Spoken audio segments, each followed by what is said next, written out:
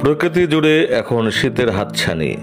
ভোরের শিশির আর সন্ধ্যার কুয়াশায় দিন দিন স্পষ্ট হতে যাচ্ছে শীতের আগমন।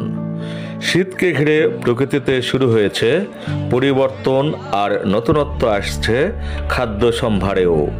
বগুড়া জেলার দুপচাচিয়া উপজেলার ধাপ সুলতানগঞ্জ হাট, চৌমুহনী হাট, সারপুকুর হাট, তালুস হাট, জিয়ানগর হাট, আলতাপনগর হাট, দুপচাচিয়া কাঁচা বাজার, পুরাতন বাজার সহ বিভিন্ন হাট বাজারে মিলতে শুরু করেছে আগাম শাকসবজি। দাম বেশি হলেও নতুন স্বাদ নিতে আগাম শাকসবজি কিনতে বাড়তি আকর্ষণ বোধ করছেন ক্রেতারা। সবজি বিক্রেতারা জানান, ক্রেতাদের মাঝে আগাম শাকসবজি রয়েছে বেশ চাহিদা।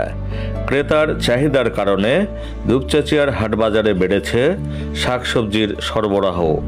দুপচাচিয়ার বিভিন্ন হাটবাজারে শীতকালীন আগাম শাকসবজির মধ্যে ফুলকপি ৮০ থেকে ৮৫ টাকা, বাঁধাকপি ৫০ থেকে ৫৫ টাকা, মূলা ৭০ থেকে ৮০ টাকা, মিষ্টি লাউ ৬০ টাকা, সিম ১০০ টাকা, জলপাই ৩০ টাকা, মিষ্টি আলু ২০০ টাকা কেজি দরে বিক্রি হচ্ছে। এছাড়াও মূলা শাক ২ আঁটি ২৫ টাকা, ধনেপাতা ১০০ গ্রাম ১৫ টাকা এবং পালং শাক ৬০ টাকা কেজি দরে বিক্রি করা হচ্ছে।